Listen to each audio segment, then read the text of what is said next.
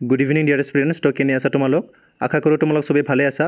তো আমি যি 20টা MCQ চিৰিজ লৈ আহিছিলোঁ তাৰে এইটো পঞ্চমটি পাৰ্ট হয়।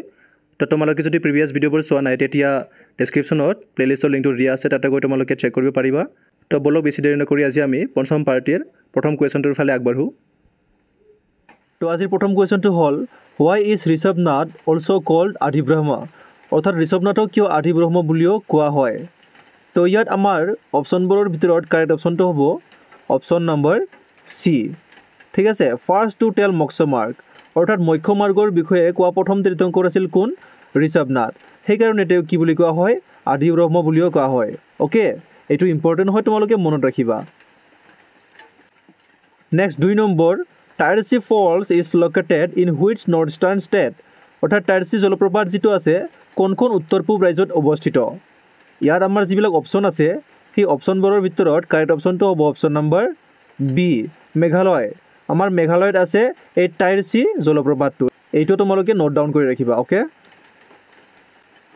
Next 3 number, which of the following gives the correct sequence of hills in a east to west direction, অৰ্থাৎ তলৰ কোণটোৱে পূবৰ পৰা পশ্চিম দিশত পাহাৰৰ সঠিক ক্ৰম দিয়ে। তো ইয়াত আমাৰ যিবিলাক অপশ্যন আছে সেইটো আমি কি কৰিব লাগিব? পূবৰ পৰা পশ্চিমলৈ যাব লাগিব। ঠিক আছে, তো এই মেপখনত তোমালোকে দেখিছা ইয়াত আমাৰ প্ৰথম আহিব নাগা, তাৰপিছত আহিব আমাৰ মিকিৰ, তাৰপিছত খাচী, তাৰপিছত গাৰো হিল।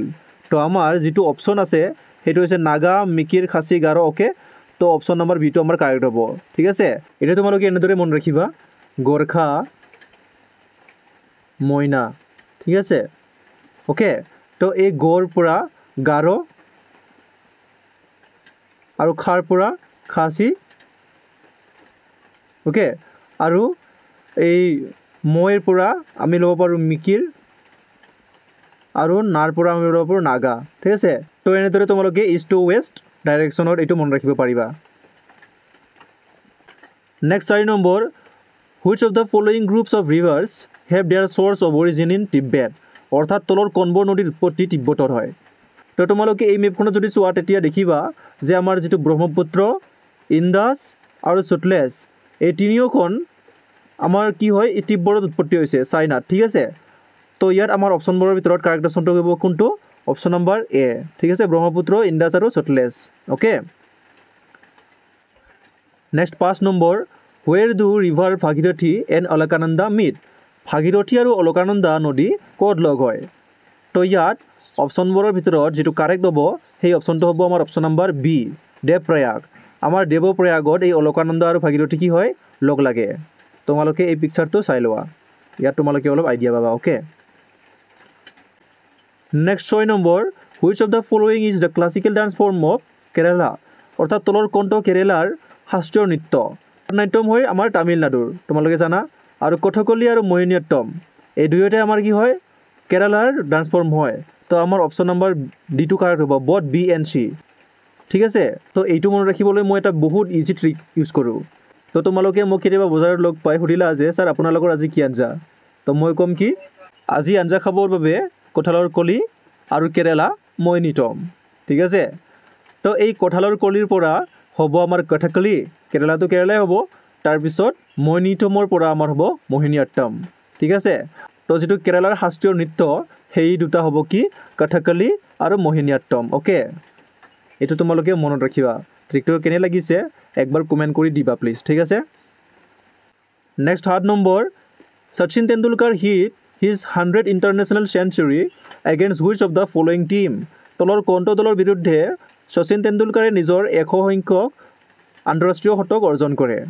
ঠিক আছে, তো ইয়াত আমাৰ অপশ্যনবোৰৰ ভিতৰত কাৰেক্ট অপশ্যনটো হ'ব কি? Option number D. তো তোমালোক যদি ক্ৰিকেট লাভাৰ সকলোৱে জানা চাগে এইটো আমাৰ কি আছিল? বাংলাদেশ আছিল। বাংলাদেশৰ বিৰুদ্ধে 100 সংখ্যক আন্তঃৰাষ্ট্ৰীয় শতক অৰ্জন কৰিছিল। ঠিক আছে, next 8 number, the last ruler of the Lodi dynasty was, অৰ্থাৎ লোধি বংশৰ শেষ শাসক কোন আছিল? তো ইয়াত আমাৰ অপশ্যন যিবিলাক আছে তাৰ ভিতৰত কাৰেক্ট অপশ্যনটো হ'ব আমাৰ option number B, Ibrahim Lodhi. Bahlul Lodhi আছিল ফাৰ্ষ্ট। ঠিক আছে, ফাৰ্ষ্ট লোধি কিং। তাৰপিছত চিকন্দৰ লোধিৰ বিষয়ে যদি কওঁ, তেওঁ আছিল লোধি ডাইনেষ্টিৰ ভিতৰত, অৰ্থাৎ লোধি বংশৰ ভিতৰত আটাইতকৈ শক্তিশালী। ঠিক আছে, আটাইতকৈ শক্তিশালী। অ'কে, তো আমাৰ কাৰেক্ট এনচাৰটো হ'ব Ibrahim Lodi. He was the last ruler of the Lodi dynasty. Okay. Next 9 number, Alexander invaded India. অৰ্থাৎ আলেকজাণ্ডাৰে কিমান চনত ভাৰত আক্ৰমণ কৰিছিল? তো ইয়াত যিবিলাক অপশ্যন আছে তাৰে ভিতৰত আমাৰ শুদ্ধ উত্তৰটো হ'ব option number B 326 before Christ. Okay, তো 326 খ্ৰীষ্টপূৰ্বত আলেকজাণ্ডাৰে কি কৰিছিল? ভাৰত আক্ৰমণ কৰিছিল। এইটো তোমালোকে মনত ৰাখিবা, বহুত ইম্পৰ্টেণ্ট হয়। Okay, next 10 number, which fundamental right was abolished by the 44th amendment act. অৰ্থাৎ 44 নং সংশোধনী আইনখনে কোনটো মৌলিক অধিকাৰ বিলুপ্ত কৰিলে? আমি যদি এনে চাওঁ, ৰাইট টু স্পীচ বৰ্তমানো আছে, ৰাইট টু ৰিলিজনো আমাৰ আছে, আৰু ৰাইট টু প্ৰাইভেচিও আমাৰ শেষ হোৱা নাই। কিন্তু আমাৰ কি হৈছে, ফাণ্ডামেণ্টেল ৰাইটছৰ পৰা আমাৰ ৰিমুভ কৰি দিয়া হৈছে কিন্তু ৰাইট টু প্ৰপাৰ্টি, আৰু ইয়াক এবলাইজ কৰা হৈছিল বা বিলুপ্ত কৰা হৈছিল কোনটো সংশোধনীৰ দ্বাৰা? 44তম সংশোধনীৰ দ্বাৰা 1978ত। আৰু এটা কেছ হৈছিল যাৰ কাৰণে এইটো বিলুপ্ত কৰা হৈছিল 1974ত, আৰু সেই কেছটো কি আছিল বা কোনজন ব্যক্তিৰ কেছ আছিল সেইটো তোমালোকে কমেণ্ট কৰি জনাবা। নেক্সট আমাৰ 11 number, the headquarters of United nations organisation, যাক আমি UN বুলি জানো, ইজ লোকেটেড এট। ৰাষ্ট্ৰসংঘৰ বা UNৰ মুখ্য কাৰ্যালয় ক'ত অৱস্থিত? তো ইয়াত যি 4টা অপশ্যন দিয়া আছে তাৰে ভিতৰত আমাৰ যি কাৰেক্ট অপশ্যন হ'ব সেইটো হ'ব আমাৰ অপশ্যন নাম্বাৰ চি, নিউয়ৰ্ক। ঠিক আছে, নিউয়ৰ্কৰ আছে ৰাষ্ট্ৰসংঘৰ বা UNৰ মুখ্য কাৰ্যালয়। Okay, next 12 number, under which of the following act the first supreme court was established in India. অৰ্থাৎ তলৰ কোনখন আইনৰ অধীনত ভাৰতত প্ৰথম উচ্চতম ন্যায়ালয় স্থাপন কৰা হৈছিল? তো ইয়াৰ কাৰেক্ট অপশ্যনটো হ'ব option number B, regulating act 1773। ইয়াৰ অধীনতেই ভাৰতত প্ৰথম উচ্চ ন্যায়ালয় স্থাপন কৰা হৈছিল। অ'কে, উচ্চতম ন্যায়ালয় স্থাপন কৰা হৈছিল। Next 13 number, the first railway line in India introduced during the British rule was between which of the following regions. অৰ্থাৎ ব্ৰিটিছ শাসনৰ সময়ত ভাৰতত প্ৰৱৰ্তন কৰা প্ৰথম ৰেলপথ তলৰ কোনটো অঞ্চলৰ মাজত আছিল? ঠিক আছে, তো এইটো হৈছিল আমাৰ 1853। অ'কে, তো 1853 চনত ব্ৰিটিছ শাসনৰ সময়ত প্ৰথমবাৰ ভাৰতত কি কৰিছিল? ৰেলপথ প্ৰৱৰ্তন কৰা হৈছিল। আৰু কোন দুটা অঞ্চলৰ মাজত এই ৰেলপথটো আছিল? তো আমাৰ কাৰেক্ট অপশ্যনটো হ'ব অপশ্যন নাম্বাৰ বি, বম্বে আৰু থানেৰ মাজত। ঠিক আছে, আৰু ইয়াৰ দৈৰ্ঘ্য কিমান আছিল? টোটেল 32 কিলোমিটাৰ আছিল। অ'কে, এইটো তোমালোকে মনত ৰাখিবা, এইবিলাক বহুত ইম্পৰ্টেণ্ট হয়। Next 14 number, who is the author of the novel Saudor Puteke Nao মেলি যায়। অৰ্থাৎ সাউদৰ পুতেকে নাও মেলি যায় উপন্যাসখনৰ লেখক কোন? তো ইয়াৰ যিটো কাৰেক্ট এনচাৰ সেইটো হ'ব আমাৰ option number C, Homen Borgohain. ঠিক আছে, হোমেন বৰগোহাঁই দেৱ আছিল সাউদৰ পুতেকে নাও মেলি যায় উপন্যাসখনৰ লেখক। এইটো বহুত ইম্পৰ্টেণ্ট হয়। ঠিক আছে, next 15 number, 20 August is celebrated as. অৰ্থাৎ 20 আগষ্টৰ দিনটো কি হিচাপে উদযাপন কৰা হয়? তো ইয়াত যি 4টা অপশ্যন দিয়া আছে তাৰে কাৰেক্ট অপশ্যনটো হ'ব অপশ্যন নাম্বাৰ বি, সদ্ভাৱনা দিৱস। ঠিক আছে, 20 আগষ্টৰ দিনটো সদ্ভাৱনা দিৱস হিচাপে উদযাপন কৰা হয় ভাৰতত। ঠিক আছে, next 16 number, the last viceroy of India was. ভাৰতৰ শেষ ভাইচৰয় কোন আছিল? তো ইয়াত যি অপশ্যন 4টা দিয়া আছে তাৰে ভিতৰত আমি যদি চাওঁ উইলিয়াম বেণ্টিং, তেওঁ আছিল প্ৰথম গভৰ্ণৰ জেনেৰেল অফ ইণ্ডিয়া। ঠিক আছে, first governor general of India. Next B, Warren Hastings আছিল first governor general of Bengal. Next D, Lord Canning আছিল ফাৰ্ষ্ট ভাইচৰয় অফ ইণ্ডিয়া। তো লৰ্ড মাউণ্ট বেটেন আছিল লাষ্ট ভাইচৰয় অফ ইণ্ডিয়া। তো আমাৰ যিটো correct option হ'ব সেইটো হ'ব আমাৰ option number C, Lord Mountbatten was the last viceroy of India. Okay, next 17 number, in which year did Haladhiya Soraye Baodhan Khai win the national film award for best feature film. কোন বছৰত হালধীয়া চৰাই বাওধান খাই ছবিয়ে শ্ৰেষ্ঠ বৈশিষ্ট্যপূৰ্ণ ছবিৰ ৰাষ্ট্ৰীয় চলচ্চিত্ৰ বঁটা লাভ কৰিছিল?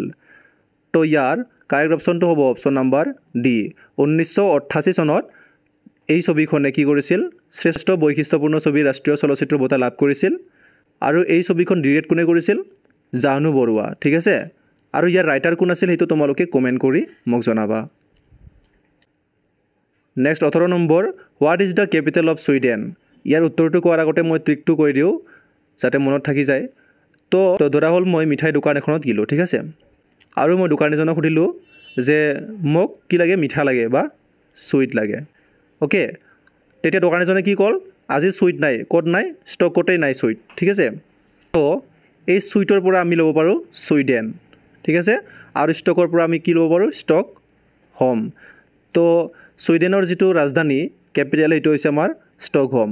তো আমাৰ কাৰেক্ট অপশ্যন হৈ যাব কি option number A okay Stockholm is the capital of Sweden এইটো মনত ৰাখিবা next 19 number who was the first president of Assam association Assam সন্থাৰ প্ৰথম সভাপতি কোন আছিল তো ইয়াত যিবিলাক অপশ্যন দিয়া আছে সেইবিলাক আগতে চাই লওঁ তো মাণিকচন্দ্ৰ বৰুৱা আছিল অসম এছ'চিয়েশ্যন বা অসম সন্থাৰ প্ৰথম কি আছিল জেনেৰেল ছেক্ৰেটাৰী বা আমি ক'ব পাৰোঁ সাধাৰণ সম্পাদক তো জগন্নাথ বৰুৱা আছিল ফাৰ্ষ্ট কি আছিল vice president of Assam association আমাক লাগে first president of Assam association তো ইয়াৰ যিটো কাৰেক্ট অপশ্যন হ'ব সেইটো হ'ব আমাৰ অপশ্যন নম্বৰ বি ৰাজা প্ৰভাত চন্দ্ৰ বৰদলৈ আছিল আছাম এছ'চিয়েশ্যনৰ বা অসম সন্থাৰ প্ৰথম সভাপতি ঠিক আছে